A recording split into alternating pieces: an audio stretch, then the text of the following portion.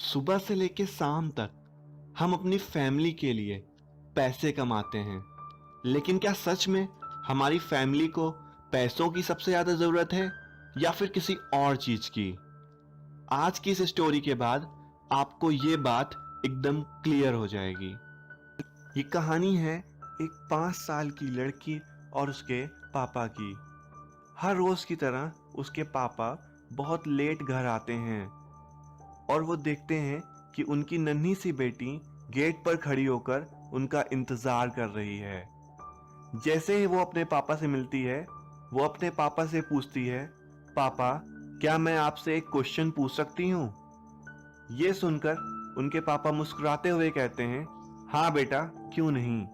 वो लड़की पूछती है, पापा आप 1 घंटे में कितना कमाते हैं?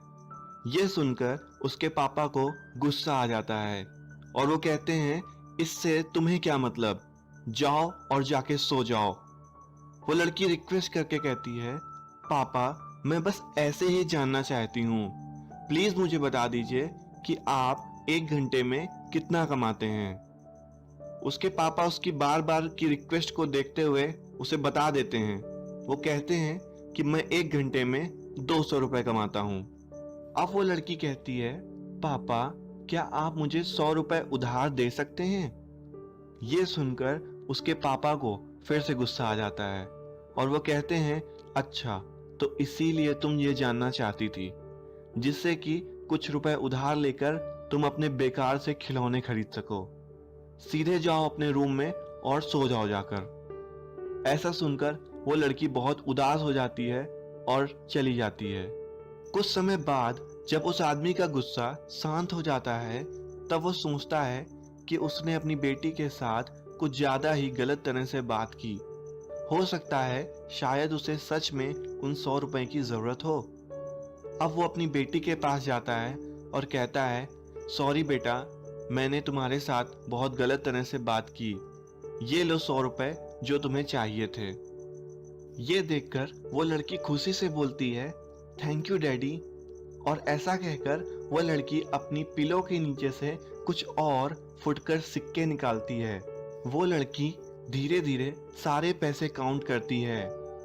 अब ऐसा देखकर वो आदमी फिर से गुस्से में आ जाता है और कहता है, जब तुम्हारे पास पहले से इतने पैसे थे तो फिर तुमने ये पैसे क्यों मांगे?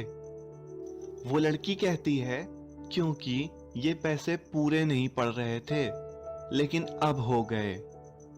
अब वो लड़की अपने पापा की तरफ देखते हुए कहती है, पापा मेरे पास अब पूरे 200 रुपए हैं, क्या मैं आपका 1 घंटे का टाइम खरीद सकती हूँ? प्लीज पापा, कल आप 1 घंटे पहले आ जाइएगा, मैं आपके साथ डिनर करना चाहती हूँ। ऐसा सुनकर उस आदमी की आंखों में आंसू आ जाते हैं और वो अपनी बेटी से प्रॉमिस करता है कि वो अब हर रोज अपनी बेटी के साथ ही डिनर करेगा। ये एक छोटी सी स्टोरी है हम सभी को ये ध्यान दिलाने के लिए कि हमें उन लोगों के साथ समय बिताना चाहिए जो हमारे लिए असल में मायने रखते हैं। क्योंकि अगर कोई आदमी कल मर जाए तो जिस कंपनी में वो काम कर रहा है, वो कंपनी वाले किसी और को रख लेंगे उसकी कमी पूरी करने के लिए, लेकिन उस आदमी की फैमिली में कोई उस कमी को पूरी नहीं कर सकता। इसलिए जाओ और कुछ वक्त बिताओ अपनी फैमिली के साथ।